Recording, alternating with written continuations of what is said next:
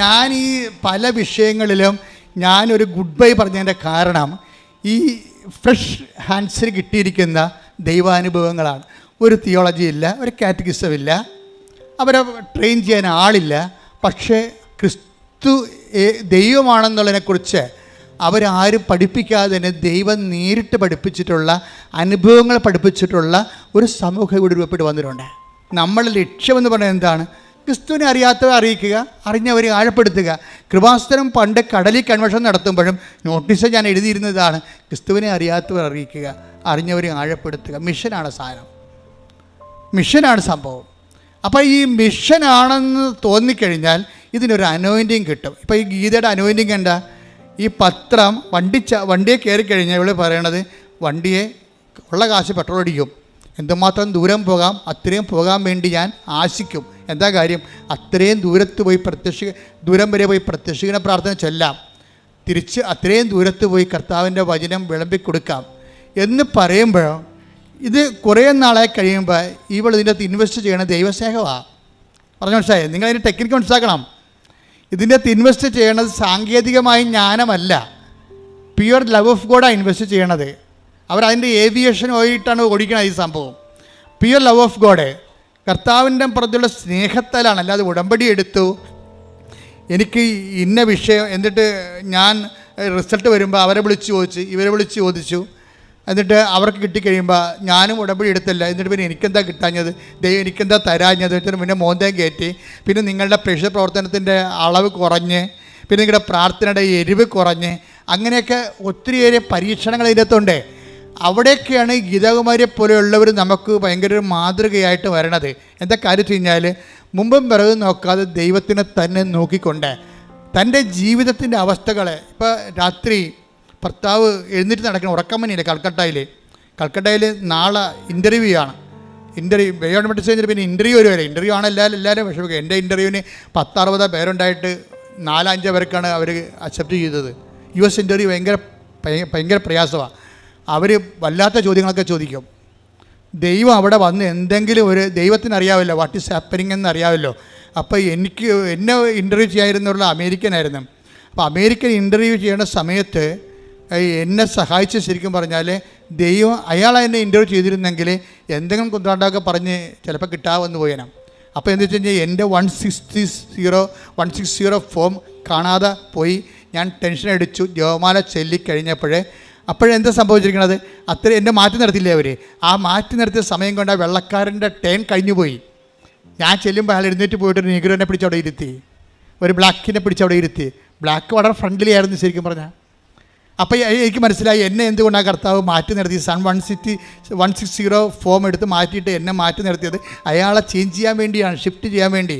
അതായത് ഇതിൻ്റെ അകത്ത് ഒത്തിരി കളികളുണ്ട് മക്കളെ.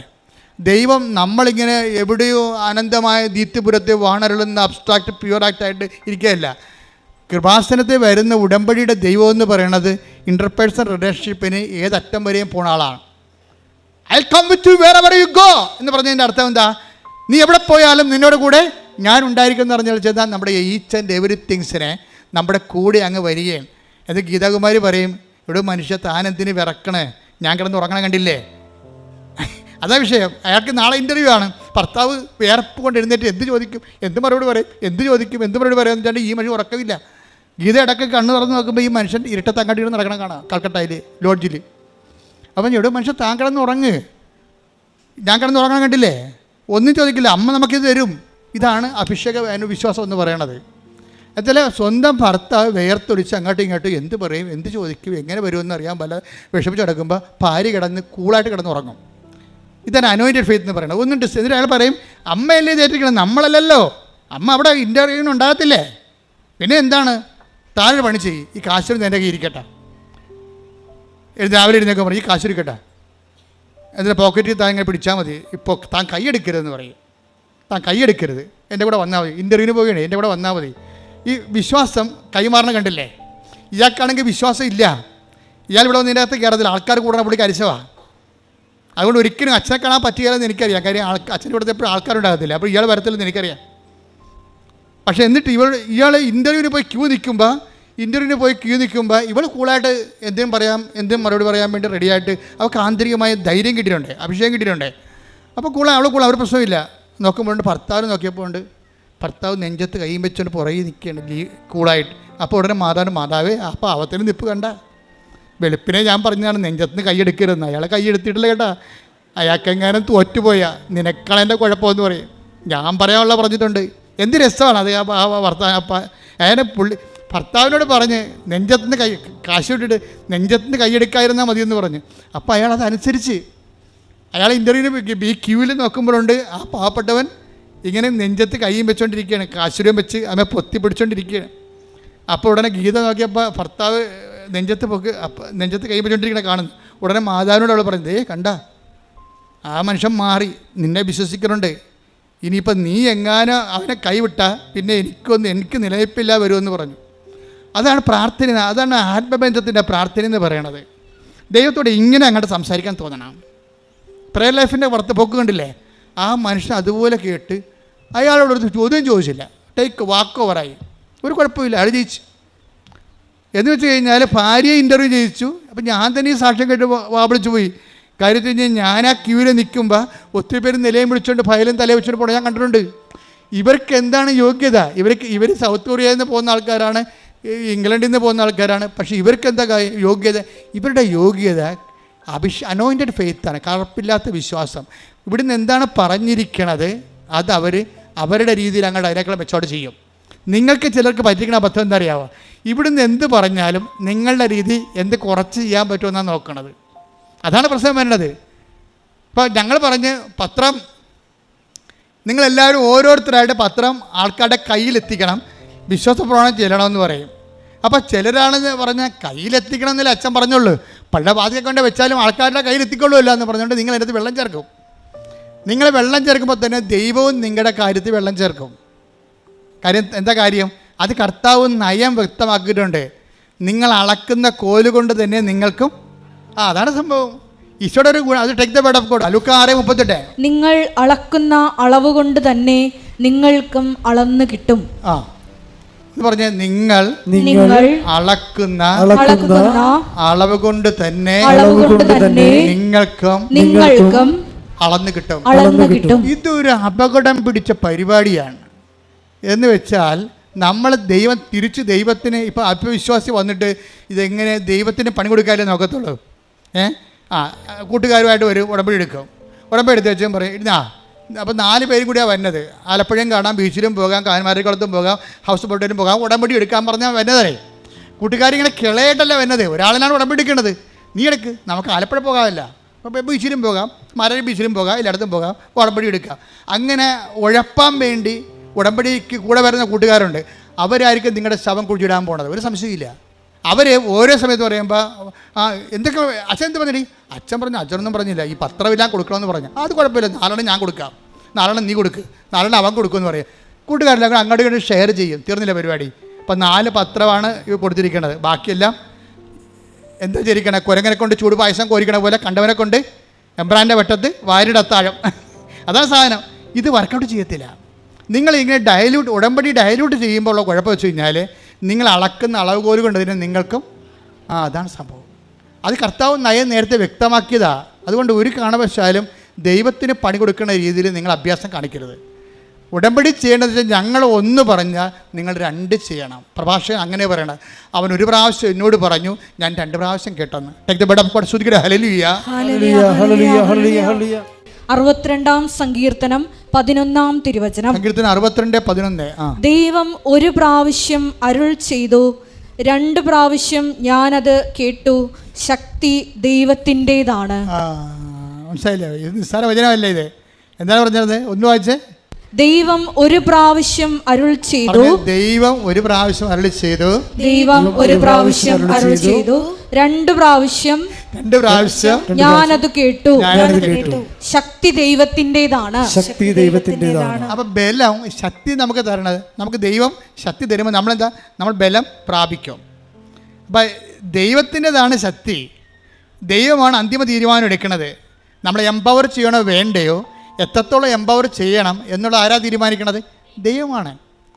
അപ്പോൾ എങ്ങനെ അതിൻ്റെ മെക്കാനിസം എന്താണ്? അവൻ 1 പ്രാവശ്യം എന്നോട് പറഞ്ഞു, ഞാനെന്ത് ചെയ്തു? ഞാൻ കേട്ടില്ലല്ലോ എന്നല്ല പറഞ്ഞത്. എന്താണ് പറഞ്ഞത്? ഞാൻ കേട്ടില്ലല്ലോ, ഒന്നുകൂടി പറയാമെന്നല്ല ചോദിച്ചത്. അവനൊരു പ്രാവശ്യം എന്നോട് പറഞ്ഞു, ഞാൻ 2 പ്രാവശ്യം പറഞ്ഞതുപോലെയാണ് അത് എടുത്തതെന്ന്. മനസ്സിലായില്ലേ? എൻ്റെ അർത്ഥം എന്താണ്? അവനൊരു പ്രാവശ്യം എന്നോട് പറഞ്ഞു, 2 പ്രാവശ്യം ഞാൻ കേട്ടെന്ന് പറഞ്ഞാൽ അവൻ എന്നോട് 2 പ്രാവശ്യം പറഞ്ഞതുപോലെയാണ്. ഒരു പ്രാവശ്യം പറഞ്ഞപ്പോൾ ഞാൻ എടുത്തത് അവൻ 2 പ്രാവശ്യം എന്നോട് പറഞ്ഞു എന്ന് വെച്ച് കഴിഞ്ഞാൽ അടിവരയിട്ട് പറഞ്ഞെന്നാ പ്രശ്നം. അടിവരയിട്ട് പറഞ്ഞതുപോലെ ഞാൻ കേട്ടു. അപ്പോൾ ദൈവവചനം ഇപ്പം നമുക്ക് ഉടമ്പടി എന്ന് പറഞ്ഞാൽ എന്താണ്? അവൻ പറയണത് പോലെ ചെയ്യുകയാണ് ഉടമ്പടി. അവൻ പറയണ പോലെ ചെയ്യുന്നതാണ്, ചെയ്തോളാവുന്നതാണ് നമ്മൾ ഉടമ്പടി ചെയ്യണത്. അവൻ പറഞ്ഞ പോലെ ചെയ്തോളാവുന്ന പറഞ്ഞത്. പക്ഷെ അവൻ എന്താ അവൻ പറയണത് എന്താണ്? അവൻ ഒരു പ്രാവശ്യം പറയുമ്പോൾ നമ്മളെന്ത് ചെയ്യണം? ഇത് ബൈബിളിൻ്റെ ഒരു ഒരു രീതിയാണ്. എന്നുവെച്ചാൽ ഇതിനോട് ഉപരിപരമായിട്ടൊരു വചനം പറയാൻ അറിയാവോ? നിങ്ങളോട് 1 മൈൽ പോകാൻ പറഞ്ഞവൻ്റെ കൂടെ നിങ്ങൾ 2 മൈൽ പോകണം. മത്തായി 5:41. 1 മൈൽ ദൂരം പോകാൻ നിന്നെ നിർബന്ധിക്കുന്നവനോട് കൂടെ 2 മൈൽ ദൂരം പോകുക. ഇത് ഓൺലൈൻ വ്യാഖ്യാനമാണ്. കണ്ടില്ലേ? വചനം കൊണ്ട് വ്യാഖ്യാനിക്കുന്നത് എന്ന് വെച്ച് കഴിഞ്ഞാൽ ഇതിൻ്റെ രീതി എന്ന് പറയുന്നത്, ഇപ്പം 1 മൈൽ ദൂരം പോകാം. ഇപ്പം നിങ്ങളോട് എന്താ പറഞ്ഞത്? നിങ്ങൾ രോഗികൾക്ക് ആശുപത്രിയിൽ ഇപ്പം നിങ്ങൾക്ക് ഈ പത്രപ്രേക്ഷിത്വം തുടങ്ങി എങ്ങനെയാണെന്ന് അറിയാവോ? ഞാനും വിജയകുമാരും കൂടി 2013 ഇതുപോലെ 90 കൊന്തയും ചൊല്ലി മാതാവിൻ്റെ മുമ്പിൽ നിൽക്കുകയാണ്, വെള്ളാങ്കണ്ണി.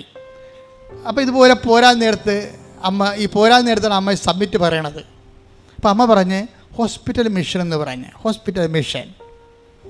ഉടനെ ഞാൻ വിജയകുമാറിനോട് വണ്ടി കയറി, ഞങ്ങൾക്ക് അവിടെ വേളാങ്കണ്ണിയിൽ ട്രെയിൻ അവിടം വരെ ആ പള്ളിയുടെ അടുത്ത് വരെ വരുന്നുണ്ടല്ലോ. അപ്പോൾ ഇവിടുന്ന് ഓട്ടോറിക്ഷക്കാണ് പോകണത് അങ്ങോട്ട്. ഓട്ടോറിക്ഷ കയറാൻ നേരത്ത് ഞാൻ പറഞ്ഞ്, അവസാനം അമ്മ പറഞ്ഞ മനസ്സിലായാ? കേട്ടാ? എന്താ? എന്നോടൊന്നും പറഞ്ഞില്ലെന്ന് പറഞ്ഞ്. അമ്മ പറഞ്ഞു ഹോസ്പിറ്റൽ മിഷൻ തുടങ്ങാൻ പറഞ്ഞെന്ന് പറഞ്ഞ്. അപ്പോൾ വിജയകുമാർ എന്നോട് ഓട്ടോറിക്ഷ ആയിരുന്നെന്ന് ചോദിച്ച്, നമ്മൾ മിഷൻ ഹോസ്പിറ്റൽ തുടങ്ങും അല്ലേ? ഞാൻ പറഞ്ഞു നമുക്ക് ആ പണിയില്ലല്ലോ. എന്നുവെച്ചാൽ ഈ ഹോസ്പിറ്റലൊക്കെ ഓരോരോ ആശുപത്രി ഇല്ലേ, ലോകത്ത് ഈ പ്രൈവറ്റ് ആശുപത്രി ഉണ്ടല്ലോ, അതുപോലെ എന്തോ തുടങ്ങാൻ പോകണമെന്നാണ് വിജയകുമാറിന് തോന്നിയത്. ഞാൻ പറഞ്ഞു അങ്ങനെയല്ല, ഹോസ്പിറ്റൽ മിഷൻ, ഹോസ്പിറ്റലിൽ പോയിട്ട് കിടപ്പ് രോഗികളുടെ കൂടെ ഇരുന്നിട്ട് ദൈവത്തിൻ്റെ സൗഖ്യത്തെക്കുറിച്ച് അവരോട് സുവിശേഷം പ്രസംഗിക്കാം. ദൈവം നൽകുന്ന സൗഖ്യത്തെക്കുറിച്ച് നമ്മുടെ പത്രം വായിച്ചവരെ കേൾപ്പിക്കും. അപ്പോൾ ഞാനിവിടെ നാട്ടിൽ വന്നപ്പോൾ ഞങ്ങൾ 2 പേരും കൂടി എല്ലാവരും ഉണ്ട്, ഇപ്പോൾ ജോമോള എല്ലാവരും ഉണ്ടായിരുന്നു ഇവിടെ. ഞങ്ങൾ വിളിച്ച് പറഞ്ഞത് നമ്മൾ ഹോസ്പിറ്റൽ മിഷൻ തുടങ്ങാൻ പോകുന്നു. അമ്മ ഈ പ്രാവശ്യം പറഞ്ഞത് അതാണ്, നമ്മൾ ഒരുമിച്ച് കൂടിയിട്ട് ഇഷ്ടമുള്ളവർ വരാൻ പറഞ്ഞു. അപ്പോൾ 10-40 പേര് വന്ന്, 10-40 പേര് 2013 40 പേര് വന്നിട്ടും പറഞ്ഞ് എങ്ങനെ ചെയ്യണം അച്ഛാന്ന് ചോദിച്ചു. അപ്പോൾ പറഞ്ഞു ഇത് അങ്ങോട്ട് നിങ്ങൾ അതിനകത്ത് പാവപ്പെട്ടവരുണ്ടെങ്കിൽ നിങ്ങൾക്ക് അങ്ങോട്ടുള്ള വണ്ടിക്കാശ് തരും, തിരിച്ചു വരാനുള്ള വണ്ടിക്കാശ് തരും, നിങ്ങളുടെ കയ്യിൽ നിന്ന് കാശ് ചിലവാകത്തില്ല, കൃപാശ്രയം തരും കാശ്, പിന്നെ പത്രം ഫ്രീ ആയിട്ടൊക്കെ തരും. എന്നിട്ട് നിങ്ങൾക്ക് ഈ പത്രം കൊണ്ടുപോയിട്ട് ആശുപത്രി കിടപ്പ് രോഗികൾക്ക് കൊടുക്കണം, അവർക്ക് സമയമുണ്ട് ഒത്തിരി. ഒന്നിനും സമയമില്ലാഞ്ഞ ആൾക്കാരല്ല, പ്രാർത്ഥിക്കാൻ പോലും സമയമില്ലാഞ്ഞ ആൾക്കാരാണ് അവരൊക്കെ. ഇപ്പോൾ ആവശ്യത്തിന് സമയമുണ്ട്. ആത്മാക്കളെ വേട്ടയാടി പിടിക്കുക എന്ന് പറയാം അതിന്. എന്ന് വെച്ച് കഴിഞ്ഞാൽ പണ്ട് ഒന്ന് പള്ളിയിൽ പോകണമെന്ന് പറയുമ്പോൾ അയ്യോ എനിക്ക് അവിടെ പോകണം ഇവിടെ പോകണം, മനസ്സമ്മതമുണ്ട്, അളിയൻ്റെ മനസ്സമ്മതമുണ്ട്, എന്തെങ്കിലും കുറേ കാര്യങ്ങൾ പറഞ്ഞ് ദൈവത്തിന് കൊടുക്കേണ്ട സമയം ലോകത്തിന് കൊടുത്ത് ജീവിച്ചിട്ട് ഇപ്പോൾ ആവശ്യത്തിന് സമയമുണ്ട്. ഓപ്പറേഷനൊക്കെ നടത്തി അവിടെ ലാവിഷായിട്ട് മരുന്നും കഴിച്ച് ഭക്ഷണം കഴിച്ച് കിടക്കുകയാണ്. അപ്പോൾ മര്യാദക്കുണ്ട് ഇവരുടെ കാര്യം പറയണമെന്ന് പറയും.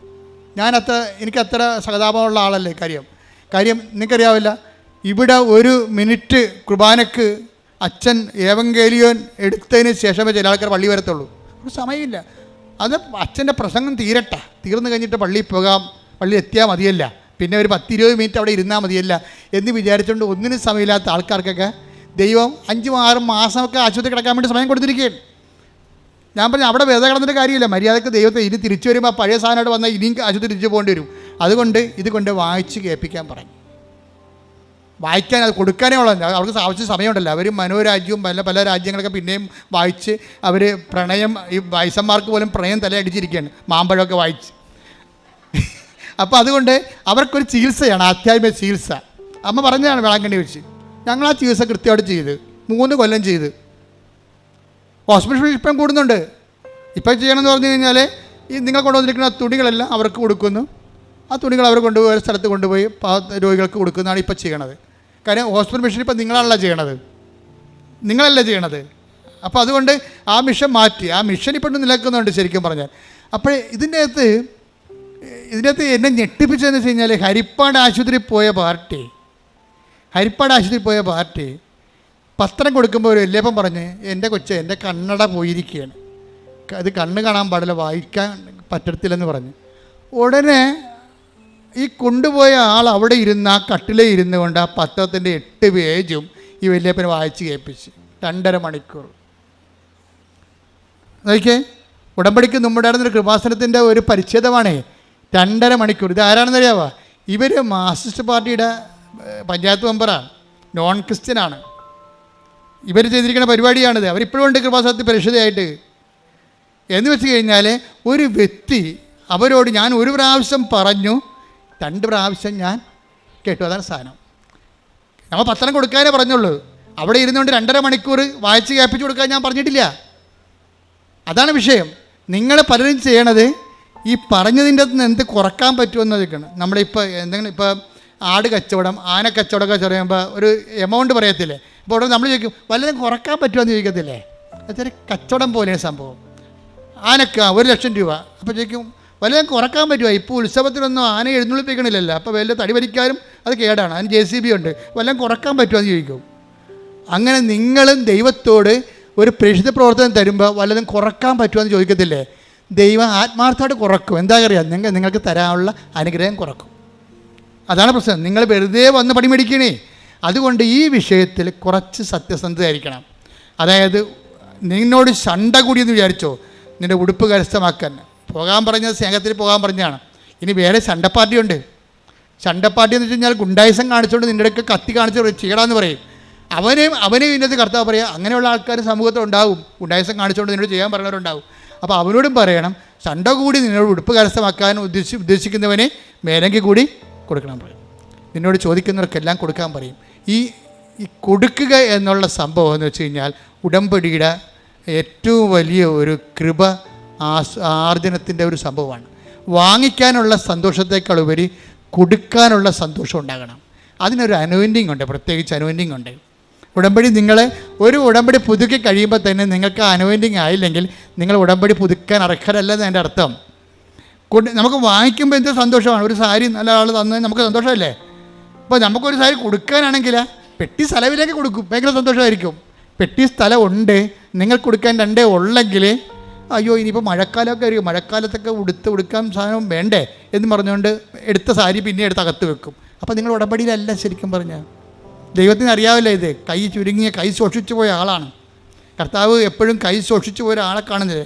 മർക്കോസ് 3:3 കൈ സൂക്ഷിച്ചവനോട് അവൻ പറഞ്ഞു എഴുന്നേറ്റ് നടുവിലേക്ക് വരൂ. അനന്തരം അവൻ അവരോട് ചോദിച്ചു ശാപത്തിൽ നന്മ ചെയ്യുന്നതോ തിന്മ ചെയ്യുന്നതോ ജീവൻ രക്ഷിക്കുന്നതോ നശിപ്പിക്കുന്നതോ ഏതാണ് നിയമാനുസൃതം? അവർ നിശബ്ദരായിരുന്നു. അവരുടെ ഹൃദയകാഠിന്യത്തിൽ ദുഃഖിച്ച് അവരെ ക്രോധത്തോടെ നോക്കിക്കൊണ്ട് യേശു അവനോട് പറഞ്ഞു, കൈ നീട്ടുക. അവൻ കൈ നീട്ടി, അത് സുഖപ്പെട്ടു. ഉടമ്പടി ഇത്രയും നിങ്ങളോട് പറയുന്നുള്ളൂ. എന്താ പ്രശ്നം? യേശു എന്താ പറയണത്? നിങ്ങൾ കൈ സൂക്ഷിച്ചിരിക്കുകയാണ്. അർത്ഥ കൈ കുപ്പിലേക്കാത്ത പാർട്ടിയാണ്. കൈയൊക്കെ നേരെ ഉണ്ടാകുവേ. പക്ഷെ ദൈവത്തിൻ്റെ മുമ്പിൽ, മനുഷ്യൻ്റെ മുമ്പിലാണ് നീണ്ടിരിക്കണ കൈ. ദൈവത്തിൻ്റെ മുമ്പിൽ നിങ്ങളുടെ കൈയെല്ലാം സൂക്ഷിച്ചിരിക്കുകയാണ്. നീളത്തല്ല, ആരെ കണ്ടാൽ നീളത്തില്ല. ഒരു രോഗിനെ കണ്ടാൽ നീളത്തില്ല, ഇല്ലായ്മക്കാരനെ കണ്ടാൽ നീളത്തില്ല. കൈ ഇങ്ങനെ സൂക്ഷിച്ചതിനെ ഇരിക്കും. ഇങ്ങനെ ആർക്കും ഒന്നും കൊടുക്കത്തില്ല. അർത്ഥയ്ക്ക് ഉപ്പ് ചേക്കാത്ത ആൾക്കാരോട് ദൈവം പറയും കൈ നീട്ടുക. എന്താണ്? കൈ നീട്ടിയാണ് നമ്മൾ കൊടുക്കുന്നത്. ഉടമ്പടി കൊടുത്തുകൊണ്ട് നിൻ്റെ കൃപയുടെ നിലവാരം വർദ്ധിപ്പിക്കുന്ന ഒരു പദ്ധതി പ്രയോഗമാണ്. പ്രാർത്ഥിക്കുക, കർത്താവായ ദൈവമേ, മനുഷ്യന്മാർക്ക് ഒന്നും കൊടുക്കാതെ, ആവശ്യപ്പെട്ടവൻ ചോദിച്ചാലും കൊടുക്കാതെ എന്റെ കൈ സൂക്ഷിച്ചു പോയതായി നീ കണ്ടെത്തിയെങ്കില് ഉടമ്പടിയിലൂടെ എന്റെ സൂക്ഷിച്ച കയ്യെ, കൊടുക്കാത്ത കയ്യെ നീ സുഖപ്പെടുത്തിക്കൊണ്ട് നിന്റെ ദാനത്തിന്റെ ഔദാര്യത്തിന്റെ ആളായ്മയായി എന്നെ ഉയർത്തണമേ, എന്നെ വളർത്തണമേ.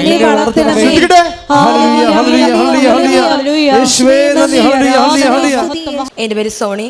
ഞാൻ കോതാട് ഇടവക തിരുഹൃദയ ദേവാലയത്തിൽ നിന്നാണ് വരുന്നത്. അതേപോലെ ചെറിയൊരു കൊച്ചുപള്ളിയായ പരിശുദ്ധ അമ്മയുടെ ഞങ്ങൾ വിളിക്കുന്ന മുന്തിരി മാതാവിൻ്റെ ആ ഒരു പള്ളിയിൽ നിന്നുമാണ് ഞാൻ ജനിച്ച് വളർന്നത്. കല്യാണത്തിന് മുമ്പ് പ്രാർത്ഥനയും കാര്യങ്ങളും കുർബാനയൊക്കെ ആയിട്ട് നടന്നത് ഞാനായിരുന്നു. പക്ഷേ കല്യാണത്തിന് ശേഷം ഒരു വർഷമൊക്കെ പള്ളിയിലൊക്കെ പോകുമെന്ന്, അതിനുശേഷം ഞങ്ങളുടേതായ ഒരു മറ്റുള്ളവരുടെ ബുദ്ധിമുട്ടും കാര്യങ്ങളൊക്കെ വന്നപ്പോഴേക്കും പള്ളിയിൽ നിന്നൊക്കെ അകന്ന്, ജീവിതത്തിൽ നിന്നൊക്കെ അകന്ന് മാറിയിരുന്നൊരു കാലഘട്ടമായിരുന്നു. എപ്പോഴും ഹസ്ബൻഡ് പറയുമെന്ന്, നീ പള്ളിയിൽ പോ, കുഞ്ഞുങ്ങളുള്ളതല്ലേ, അവർ നിന്നെ കണ്ടല്ലേ പഠിക്കുന്നത്. എന്നാലും ഞാൻ വലിയ കാര്യമായിട്ടൊന്നും കാണിക്കില്ലായിരുന്നു. കുടുംബ പ്രാർത്ഥന ചെയ്യാൻ മടിയായിരുന്നു. കുഞ്ഞുങ്ങളുടെ കാര്യങ്ങളൊക്കെ പറഞ്ഞ് എക്സ്ക്യൂസൊക്കെ പറഞ്ഞ് മടിയൊക്കെ കാണിക്കുമായിരുന്നു. അങ്ങനെ ഇരിക്കുമ്പോഴാണ് ഞങ്ങൾക്ക് ഇങ്ങനെ സാമ്പത്തികമായിട്ട് കുറേ ബുദ്ധിമുട്ടുകളുണ്ടായിരുന്നു. എന്നാലും എല്ലാ പള്ളിയിലും പോയി തിരികെത്തിക്കും, നൊവേനൊക്കെ കിടക്ക് പോകും, പള്ളിയിൽ വല്ലാപാടത്ത്, അങ്ങനെ എല്ലാ പള്ളിയിലും പോയി പ്രാർത്ഥിക്കണമല്ലാതെ ഒരു വിട്ടുവീഴ്ചയോ അല്ലെങ്കിൽ അങ്ങനത്തെ ഒരു കാര്യങ്ങളൊന്നും ഉണ്ടായിരുന്നില്ല. എനിക്ക് ലോകത്തിലെ ഏറ്റവും വലുതായിട്ട് എനിക്ക് തോന്നിയിട്ടുള്ളത് എൻ്റെ ഭർത്താവിനായിരുന്നു. കാരണം ദൈവത്തിന് പോലും ഞാൻ 2ാം സ്ഥാനമായിരുന്നു കൊടുത്തത്. ഞാൻ എപ്പോഴും പറയും, എനിക്കത് ഭർത്താവ് കഴിഞ്ഞിട്ടുള്ള വേറെ ആരും എനിക്കില്ല എന്നൊക്കെ പറഞ്ഞുകൊണ്ടിരിക്കണേന്ന്. പക്ഷേ ഞങ്ങളുടെ സാമ്പത്തികമായ ബുദ്ധിമുട്ട് ഞങ്ങൾ നല്ലോണം ബുദ്ധിമുട്ടിക്കാൻ തുടങ്ങി. അപ്പോൾ ആൾ പുറത്തോട്ട് പോകാനുള്ള കാര്യങ്ങളൊക്കെ റെഡിയായി കഴിഞ്ഞപ്പോഴേക്കും എനിക്ക് വല്ലാത്തൊരു ബുദ്ധിമുട്ടായി. അപ്പോൾ എൻ്റെ കൂട്ടുകാരിയൊക്കെ പറഞ്ഞു, നീ കൃപാസനത്തിൽ പോ, നിനക്ക് എന്തായാലും ഒരു മാറ്റങ്ങളൊക്കെ ഉണ്ടാവും, അതേപോലെ നീ ഒന്ന് പുറത്തോട്ട് പോകാനുള്ള നോക്ക്. അപ്പോൾ ഫാമിലി ആയിട്ട് ഗൾഫിലോട്ടെന്ന് പറയുമ്പോൾ ഫാമിലിനെ എല്ലാവരെയും കൊണ്ടുപോകാൻ നല്ല ബുദ്ധിമുട്ടായിരിക്കും. അപ്പോൾ നിനക്ക് UK അല്ലെങ്കിൽ എവിടെയെങ്കിലും പോകുമ്പോൾ നിനക്ക് ഫാമിലി എല്ലാവരെയും കൊണ്ടുപോകാം, അപ്പോൾ നിനക്ക് ഈ ബുദ്ധിമുട്ട് മാറും എന്നൊക്കെ പറഞ്ഞപ്പോഴേക്കും ഞാനും വിചാരിച്ചു എന്നാൽ നോക്കാം. പക്ഷേ എനിക്ക് ഇംഗ്ലീഷ് അത്രയും പറഞ്ഞുള്ളല്ലോ, ഡിഗ്രി ആണെങ്കിലും ജോലിക്ക് പോകുന്നുണ്ടെങ്കിലും അത്രയും പറഞ്ഞുള്ളൊരു ഫ്ലുവൻ്റ് ഇല്ല എനിക്ക്, അത്രയും എഴുതിയിട്ടും എക്സ്പീരിയൻസും ഇല്ല. അപ്പോൾ എനിക്ക് IELTS എന്ന് പറഞ്ഞാൽ എങ്ങനെ അത് സാധിക്കും എനിക്കറിയില്ല. ഞാനപ്പോൾ ഇവിടെ വന്നു എന്താണ് ഉടമ്പടിയെന്നോ അല്ലെങ്കിൽ എങ്ങനെയൊക്കെയാണ് അതിൻ്റെ കാര്യങ്ങളൊന്നും അറിയില്ല. പക്ഷെ പറഞ്ഞവരും എന്നോട് പറഞ്ഞത്, നിന്നെക്കൊണ്ട് അത് സാധിക്കില്ല, നീ പള്ളിയിൽ പോലും പോകാത്തതല്ലേ, നിന്നെക്കൊണ്ട് സാധിക്കില്ലെന്ന് തന്നെ പറഞ്ഞത്. ഞാനിവിടെ വന്നപ്പോഴേക്കും അച്ഛൻ്റെ ക്ലാസ്സിലിരുന്നു. എനിക്ക് മാത്രം തോന്നിയതാണെന്ന് തോന്നി എനിക്ക് പോയി. കാരണം എന്ന് വെച്ചാൽ 19 പേരുള്ള സ്ഥലത്ത് അവിടെ IELTSൻ്റെ കാര്യം മാത്രമേ അച്ഛൻ പറഞ്ഞിട്ടുള്ളൂ. അപ്പോൾ ഞാൻ ചുറ്റിനും നോക്കി, ദൈവമേ എനിക്കിതെന്താ സ്റ്റുഡൻസിന് മാത്രമുള്ളതാണിത്, അല്ലെങ്കിൽ അങ്ങനത്തെ മാത്രമേ ഉള്ളൂ, അല്ല സാമ്പത്തികമായിട്ട് ബുദ്ധിമുട്ടുള്ളവർക്കോ അല്ലെങ്കിൽ വേറെ ഒന്നും പറയാത്ത എന്താണെന്ന് ചോദിച്ചു. അപ്പോൾ ഞാൻ വിചാരിച്ചു, ദൈവമേ IELTS എങ്ങനെ ഞാൻ പാസ്സാകും, എനിക്കൊണ്ടത് സാധിക്കുമെന്നും കൂടി എനിക്കറിയില്ല. അങ്ങനെ അപ്പോഴേക്കും ഞാൻ അങ്ങനെ അവിശ്വാസിയായിട്ടിരുന്ന സമയത്ത് അച്ഛൻ്റെ ക്ലാസ്സിൽ പറയണേ, ഞാൻ കൊന്ത തുടങ്ങിയത് ഒരു ഡേറ്റ് ആണെന്ന് പറഞ്ഞു. ആ ഡേറ്റ് എന്ന് പറഞ്ഞാൽ ഒക്ടോബർ 25 എന്നാണ് അച്ഛൻ പറഞ്ഞത്. എൻ്റെ ജീവിതത്തിൽ എൻ്റെ മോള് ജനിച്ചത് ഒക്ടോബർ 25-ാം തീയതിയാണ്. അപ്പോൾ ഞാൻ വിചാരിച്ചു, ദൈവമേ ഞാനൊരു അവിശ്വാസിനെ പോലെ കാണിച്ചുകൊണ്ടാണോ അങ്ങനെ ഒരു സംഭവം അച്ഛൻ്റെ വായിൽ നിന്ന് വന്നത്. അപ്പോൾ ഞാൻ വിചാരിച്ചു അച്ഛൻ തോന്നിയതായിരിക്കും. എന്നിട്ട് അച്ഛൻ പറഞ്ഞു, ഞാൻ 1 വർഷത്തോളം കൊന്ത ചൊല്ലി ഒക്ടോബർ 4-ാം തീയതിയാണ് അവസാനിച്ചത്. ആ ഒക്ടോബർ 4 എന്ന് പറഞ്ഞത് എൻ്റെ ഡേറ്റ് ഓഫ് ബർത്തായി. അപ്പോൾ ഞാൻ വെച്ചു, ദൈവമേ മാതാവിനോട് പറയണേയിരിക്കും നീ ഉടമ്പടി എടുക്ക്, അപ്പോൾ അതിനുള്ളതായിരിക്കും, എന്തായാലും തുടങ്ങാം. അവിടുത്തെ ക്ലാസ്സുകളൊക്കെ കൂടി എൻ്റെ നിയോഗങ്ങളൊക്കെ ഞാൻ വെച്ചു. ആദ്യം എന്നോട് നിയോഗത്തിൽ പറഞ്ഞത്, അവരെന്നെ ഇങ്ങോട്ട് പറഞ്ഞു കൂതാശ വെക്കുന്നുള്ള കാര്യം പറഞ്ഞു. ആ സമയത്ത് കൂതാശ എന്താണെന്നോ എനിക്ക് ഓർത്തില്ല. എൻ്റെ ചിന്തയിൽ ഞാൻ IELTS എഴുതണം, അത് മാത്രമേ ഉണ്ടായിരുന്നുള്ളൂ. എൻ്റെ ഹസ്ബൻഡിൻ്റെ ഒപ്പം എനിക്ക് ഒരുമിച്ച് ജീവിക്കണം, എൻ്റെ മക്കളുടെ ഒപ്പം ജീവിക്കണം എന്നുള്ളതായിരുന്നു. പക്ഷേ എൻ്റെ ആദ്യത്തെ നിയോഗമായിട്ട് കൂതാശ വെച്ചു. ബാക്കി എൻ്റെ നിയോഗങ്ങളെല്ലാം വെച്ചു. 6ാമത്തെ കാര്യം ബ്ലാങ്കായിട്ട് ഇടാൻ തന്നെയാണ് സിസ്റ്റേഴ്സ് പറഞ്ഞത്. ഞാൻ ബ്ലാങ്കായിട്ട് ഇട്ടു. പിറ്റേ ദിവസം തൊട്ട് ഇതുവരെ ഞാൻ എന്നുവെച്ചൊരു 6 വർഷമായിട്ട് ഞാൻ പള്ളിയിൽ പോകാത്ത ഞാൻ, രാവിലെ എഴുന്നേക്കാൻ മടിയുള്ള ഞാൻ, പിറ്റേ ദിവസം രാവിലെ അലാറം കേട്ട് ഞാൻ എഴുന്നേക്കുന്നു. അത് തന്നെയാണ് എൻ്റെ ജീവിതത്തിലെ ഏറ്റവും മാതാവ് ഇടപെട്ടെന്ന് പറയാൻ പറ്റുന്നൊരു കാര്യം. ഞാൻ എഴുന്നേറ്റ് പ്രാർത്ഥിക്കാൻ വന്നിരുന്നപ്പോഴേക്കും എൻ്റെ ചെറിയ മോള്, എൻ്റെ 2ാമത്തെ മോള്, അന്ന സമയത്ത് 2.5 വയസ്സ് ആൾക്കായിട്ടുള്ളു, ആൾ എഴുന്നേറ്റ് വന്നപ്പോഴേക്കും ഞാൻ വിചാരിച്ചു, ദൈവം എൻ്റെ കുർബാനയ്ക്ക് ഇന്ന് പോകണം നിന്ന് അല്ലെങ്കിൽ പ്രാർത്ഥിക്കണം നിന്നു. പക്ഷെ എൻ്റെ ആൾ ഒരു കുഴപ്പമില്ലാതെ എൻ്റെ സൈഡിലൊന്ന് ഇരുന്നു, എൻ്റെ ഒപ്പം തന്നെ നിന്നു. അപ്പോൾ ഞാൻ വിചാരിച്ചു എൻ്റെ മക്കളെയും കൊണ്ട് പോയാൽ എന്താണ്. അങ്ങനെ ഞാൻ എൻ്റെ മൂത്ത ആളെയും വിളിച്ച് എഴുന്നേൽപ്പിച്ചു. ഞങ്ങളുടെ ഇടവക പള്ളിയിൽ കുർബാന എന്ന് വെച്ചാൽ 6 മണിക്കാണ്.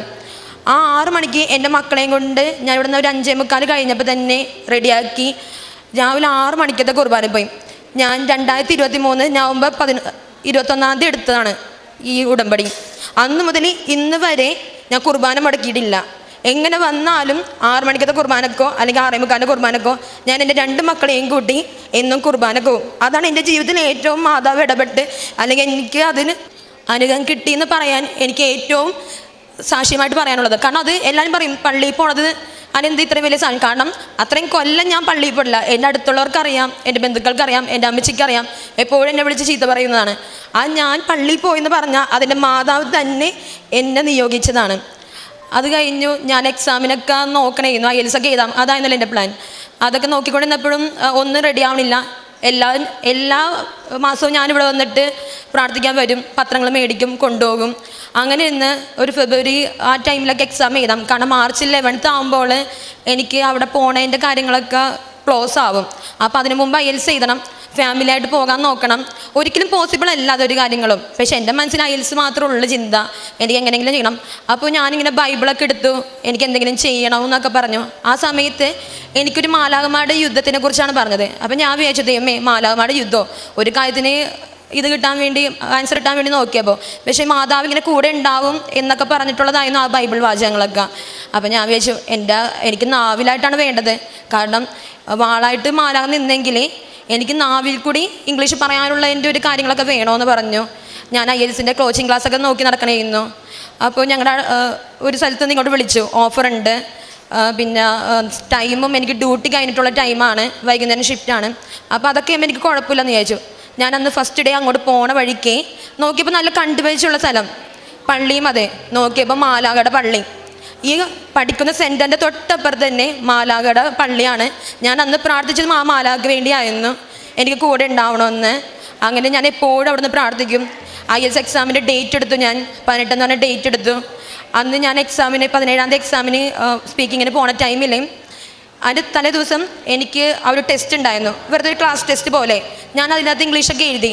എനിക്ക് പൊട്ടത്തെറ്റെന്ന് പറഞ്ഞാൽ അവരെല്ലാത്തിലും വെട്ടും കുത്തും മാത്രമേ ഉണ്ടായിരുന്നുള്ളൂ. ഒരു ആൻസർ പോലും എനിക്ക് ഒരു ആൻസർ ശരിയാണെന്ന് പറയാനില്ല. അപ്പോൾ ഞാനാകെ ടെൻഷനായി. കാരണം പിറ്റേ ദിവസം ഞാൻ എക്സാമിന് പോണേണ്, 17,000 രൂപ മുടക്കിയിട്ട് പോണ എക്സാമിന് ഒന്നുമില്ല. കാരണം നമുക്ക് ഫിനാൻഷ്യൽ എന്തെങ്കിലും ഉണ്ടെങ്കിൽ കുഴപ്പമില്ല, ഒരു 17,000 പോട്ടെ എന്നൊക്കെ ആയിരുന്നു. പക്ഷേ ഒന്നുമില്ലാത്ത എനിക്ക് ഞാൻ ഈ എക്സാമിന് മാതാവിൻ്റെ ഇതിൽ കരുതലിൽ പോണേന്ന് മനസ്സിലായി. അങ്ങനെ ഇന്നും വിഷമിച്ചിട്ടാണ് സ്പീക്കിങ്ങിന് പോയത്. ഞാൻ പൊട്ടത്തെറ്റെന്ന് പറഞ്ഞാൽ ഒരു 2ാം ക്ലാസ്സിൽ പഠിക്കുന്ന കൊച്ചിനോട് പറയണ പോലും ഇംഗ്ലീഷ് എനിക്ക് പറയാൻ പറ്റിയില്ല. അവിടെ നിന്ന് ഇറങ്ങി പിറ്റേ ദിവസം എക്സാമിന് പോയി. 15 ദിവസത്തിന് ശേഷം റിസൾട്ട് വന്നു. എനിക്ക് 4 ഓവറോൾ കിട്ടി. എനിക്കെന്ന് വെച്ചാൽ സ്പീക്കിങ്ങിന് ഞാൻ വിചാരിച്ചു എനിക്ക് 0 കിട്ടുമെന്നുള്ള സ്ഥലത്ത് എനിക്ക് 4 കിട്ടി. എന്ന് വെച്ചാൽ എനിക്കത് ഒരു അർഹതയുമില്ല. കാരണം ഞാൻ എങ്ങനെയാണ് എഴുതിയതെന്നും IELTS എക്സാമിൻ്റെ ആൻസർ പേപ്പറിൽ ആവേ മരിയ എന്ന് പറഞ്ഞ് എഴുതിയാണ് ഞാനത് അവസാനിപ്പിച്ചത്. കാരണം എനിക്കൊന്നും അറിയില്ല, അപ്പോൾ അത് തെറ്റിപ്പോന്നുള്ളതും എനിക്കറിയാം. അങ്ങനെ മാതാവിൻ്റെ ഇന്നോട്ടേന്ന് ചോദിച്ച് അങ്ങനെ എഴുതി. പക്ഷേ എനിക്ക് ഒരെണ്ണത്തിൽ മാത്രം 3.5 ആയിപ്പോയി. അതുകൊണ്ട് എനിക്ക് പുറത്തോട്ട് പോകണത് നടക്കില്ലായിരുന്നു. അതേപോലെ അത്രയും ഒരു ടൈം പീരീഡിനുള്ളിൽ എനിക്ക് പുറത്തോട്ട് ഹസ്ബൻഡിനെയും മക്കളെയും കൊണ്ട് പോകുന്ന നടക്കില്ല. അപ്പോഴും ഞാനിങ്ങനെ മനസ്സുകൊണ്ട് ആലോചിച്ചു, ദൈവമേ 17,000 രൂപ പോയല്ലോ, എന്നാലും കുഴപ്പമില്ല, മാതാവ് എന്നെ ഒരു സാക്ഷിയാക്കാൻ വേണ്ടി അങ്ങനെയെങ്കിലും എന്നെ ഇതാക്കിയല്ലോ എന്നൊക്കെ വിചാരിച്ചിരുന്നു. എൻ്റെ ജീവിതത്തിൽ പലപ്പോഴും പള്ളിയിലും കാര്യങ്ങളൊക്കെ ആയിട്ട് ഞാൻ പ്രാർത്ഥിക്കും, സങ്കടപ്പെടും. ഹസ്ബൻഡ് ഇപ്പോൾ ഇല്ലല്ലോ, എന്നാലും കുഴപ്പമില്ല, മാതാവിനോട് പ്രാർത്ഥിക്കുന്നുണ്ടല്ലോ. എല്ലാ ദിവസവും കുടുംബ പ്രാർത്ഥന എല്ലാം ചെല്ലും, കാരുണ്യ പ്രവൃത്തികൾ ചെയ്യും, എല്ലാവരോടും നല്ല സ്നേഹത്തോടെ എന്നെ പെരുമാറാൻ തുടങ്ങി. ഈ കഴിഞ്ഞ 29ാം തീയതി ഞാൻ എൻ്റെ മോൾക്ക് എഴുത്തിനിരുത്തേണ്ട ദിവസമായിരുന്നു. ഞാൻ പള്ളിയിൽ എഴുത്തിനിരുത്തി. എനിക്ക് പതിവില്ലാതെ അന്ന് ഈശോനെ ആശീർവദിച്ച ഓസ്തിയാണ് എനിക്ക് കിട്ടിയത്. ആ ഓസ്തി ഞാൻ കഴിച്ചപ്പോൾ ഞാൻ വിചാരിച്ചു എനിക്ക് എന്തെങ്കിലും പ്രത്യേക ദിവസങ്ങളിൽ മാത്രമേ എനിക്ക് ഓസ്തി കിട്ടുള്ളൂ, എന്താണെന്ന് അറിയില്ലല്ലോ എന്ന് പറഞ്ഞു. അപ്പോൾ കുഴപ്പമില്ല, എന്നാൽ ചിലപ്പോൾ കൊച്ചിൻ്റെ എഴുത്തിനിരുത്തുന്നതുകൊണ്ടായിരിക്കാം, അങ്ങനെ ഇരിക്കുമല്ലോ എന്ന് ചോദിച്ച് ഞാനതൊക്കെ സ്വീകരിച്ചു. കുർബാന സ്വീകരിച്ചു, കുമ്പസാരിച്ചു, കൊച്ചിനെ എഴുത്തിനിരുത്തി. ഡ്യൂട്ടിക്ക് പോകേണ്ടത് 9 മണിക്കാണ്. ഞാൻ എല്ലാം ചെയ്ത് വീട്ടിൽ നിന്ന് ഇറങ്ങിയപ്പോൾ 9 മണിയായി. നല്ല അത്യാവശ്യം സ്പീഡിൽ തന്നെ ഇരുന്നു. ആ സമയത്ത് ഞാൻ ഹെൽമെറ്റും വെച്ചിട്ടുണ്ടായിരുന്നില്ല. കഴിഞ്ഞ 29ാം തീയതി ഞാൻ ബുധനാഴ്ച ഞാൻ വന്ന വഴിക്ക് പെട്ടെന്ന് നല്ല സ്പീഡുള്ള കാരണം വണ്ടി ബ്രേക്ക് പിടിച്ചപ്പോൾ കിട്ടിയില്ല, നേരെ സ്കിഡായിപ്പോയി, റോഡിലോട്ട് വീണു. എൻ്റെ ഹെൽമെറ്റ് പോലും ഇല്ലാത്ത സ്ഥലത്ത് എൻ്റെ ഈ മുഖത്തിൻ്റെ ഇവിടെയും ഈ ചുണ്ടിലും മാത്രമേ പൊട്ടലുണ്ടായിരുന്നുള്ളൂ, ബാക്കി പേരെല്ലാം ഒടിഞ്ഞ്. ആ സമയത്ത് ഞാൻ എപ്പോഴും മാതാവിൻ്റെയും എണ്ണയും ബുക്കും പ്രാർത്ഥന ബുക്കും ഉപ്പൊക്കെ എടുത്ത് എൻ്റെ ബാഗിൽ എപ്പോഴും ഉണ്ടാവും. ഞങ്ങൾ ഡ്യൂട്ടിയുടെ ടൈമിലാണെങ്കിലും പ്രാർത്ഥിക്കും, ബൈബിൾ വായിക്കും, സാക്ഷ്യങ്ങൾ കേൾക്കും. ഹെഡ്സെറ്റ് വെച്ചിട്ടാണെങ്കിലും അത്രയും വലിയ തിരക്കാണെങ്കിലും ഹോസ്പിറ്റലിലാണ് ഞാൻ വർക്ക് ചെയ്യുന്നത്, ആസ്റ്റർ മെഡിസിറ്റിയിൽ. അത്ര തിരക്കുണ്ടെങ്കിൽ പോലും ഞാൻ അവിടെ നിന്നിട്ട് ഞാനും എൻ്റെ വേറൊരു സ്റ്റാഫും കൂടെ ഉണ്ട്, അവരും ഞാനും ഉടമ്പടി എടുത്തിട്ടുള്ളതാണ്. അപ്പോൾ ഞങ്ങൾ എപ്പോഴും പ്രാർത്ഥിക്കുള്ളൂ. അപ്പോൾ ഞാൻ എപ്പോഴും ഇത് കരുതാറുള്ളതാണ്. പക്ഷേ ഞാൻ പെട്ടെന്ന് വണ്ടിയിൽ നിന്ന് വീണു. ആ സമയത്ത് എൻ്റെ കയ്യിൽ കൊന്തയും കാശ് രൂപം ഉണ്ടായിരുന്നു. ഞാനപ്പോൾ ആ സമയത്ത് ബ്ലാങ്ക് ആയിരുന്നു. നേരെ ആസ്റ്ററിലുള്ള ഡോക്ടർ എൻ്റെ ബാക്കിലുണ്ടായിരുന്നു കാറിൽ. സാർ പറഞ്ഞ് കയറിക്കോന്ന് പറഞ്ഞു. ഞാൻ കയറി. അപ്പോൾ എൻ്റെ കാലോട്ട് അനക്കാൻ പറ്റുന്നുണ്ടായിരുന്നില്ല. ആ സമയത്ത് ഞാൻ പെട്ടെന്ന് ഞാൻ എന്തിനാണ് ടെൻഷൻ അടിക്കുന്നത്, ഞാൻ എൻ്റെ മാതാവിനെ വിളിച്ചാൽ പോരെ. ഞാൻ ഉച്ചത്തിൽ തന്നെ പറഞ്ഞു, എൻ്റെ പരിശുദ്ധ അമ്മേ, കൃപാസന മാതാവേ, നീ എനിക്ക് എന്താണെങ്കിലും കൂടെ ഉണ്ടാവണേ. എൻ്റെ കൈ കണ്ടിട്ട് എനിക്ക് നല്ലോണം പേടിയാവുന്നുണ്ട്, എനിക്കറിയാം എന്തോ പറ്റിയിട്ടുണ്ടെന്നുള്ളത്. എൻ്റെ മാതാവിനെ നീ കാത്തോണേ. കാരണം ഫിനാൻഷ്യലി ഡൗൺ ആയിട്ടിരിക്കണം. ഞാൻ ഹോസ്റ്റലിലോട്ടാണ് പോകുന്നത്. എനിക്കറിയാം എമർജൻസി ഡിപ്പാർട്ട്മെൻറ്റിൽ ഞാൻ അവിടെ സ്റ്റാഫ് ആയതുകൊണ്ടും എനിക്കറിയാവുന്ന കാര്യമാണ് ഫിനാൻഷ്യലി നല്ല ബില്ല് എമൗണ്ട് നല്ലോണം വരുമെന്നുള്ളത്. പക്ഷെ ഒടിഞ്ഞിട്ടുണ്ടെന്നോ എനിക്കൊന്നും അറിയില്ല, കൈക്ക് എന്തോ പറ്റിയിട്ടുണ്ടെന്നോ അറിയുള്ളൂ. അങ്ങനെ ഇന്ന സമയത്ത് അവിടെ ചെന്നു. അവരാദ്യമേ എക്സ്റേ എടുത്തു. ഞാനപ്പോൾ ചിരിച്ചുകൊണ്ട് തന്നെയാണ്. അപ്പോഴും ഞാൻ മാതാവിൻ്റെ എണ്ണ കയ്യിൽ പെട്ടി എൻ്റെ ചുണ്ട് പൊട്ടിയിരിക്കണേന്ന്. എന്നാലും ഞാൻ കൃപാസന മാതാവിൻ്റെ ഉപ്പെടുത്തിട്ട് ഞാൻ ആ ചുണ്ടുമേൽ വെച്ചു. എൻ്റെ മാതാവ് നീ അതെന്താണെന്ന് വെച്ചാൽ എനിക്ക് വേദന ഉണ്ടാവരുത് എന്നൊക്കെ പറഞ്ഞ് ആ ഉപ്പെടുത്ത് ഞാൻ ചുണ്ടത്ത് വെച്ചു. എക്സ്റേക്ക് പോയി തിരിച്ച് വന്നപ്പോൾ എന്നോട് പറഞ്ഞു എല്ലൊടിഞ്ഞിട്ടുണ്ട്, ഒരു KYR പ്രൊസീജിയർ ചെയ്യണമെന്ന് പറഞ്ഞു. അപ്പോൾ ഞാൻ ചോദിച്ചാൽ എത്ര എമൗണ്ടാണ് വന്നതെന്ന് ചോദിച്ചപ്പോൾ പ്രൊസീജിയറിന് മാത്രം പറഞ്ഞത് 80,000 രൂപ. അപ്പോൾ ഞാൻ പറഞ്ഞു ഞാൻ സ്റ്റാഫ് ആണെന്ന് എനിക്കറിയാമല്ലോ, ബാക്കി എന്തിനൊക്കെ എമൗണ്ട് വരുമെന്നുള്ളത്. അത് കഴിഞ്ഞിട്ട് ഒരു 1.5 ലക്ഷം രൂപയെങ്കിലും ബില്ല് എമൗണ്ട് ആവുമെന്ന് പറഞ്ഞു. ഞാൻ കയ്യിൽ മുറുക്കെ പിടിച്ചേക്കണേണ് മാതാവിനാ. ഞാൻ മാതാവേ എനിക്കിപ്പോൾ ഹസ്ബൻഡും ഇല്ല കൂടെ. ഹസ്ബൻഡ് ഉണ്ടായിരുന്നെങ്കിൽ എനിക്കൊന്നും അറിയേണ്ട ആവശ്യമില്ല, ആളെവിടെയെന്ന് വെച്ചാൽ കൊണ്ടുപോയിക്കോളും.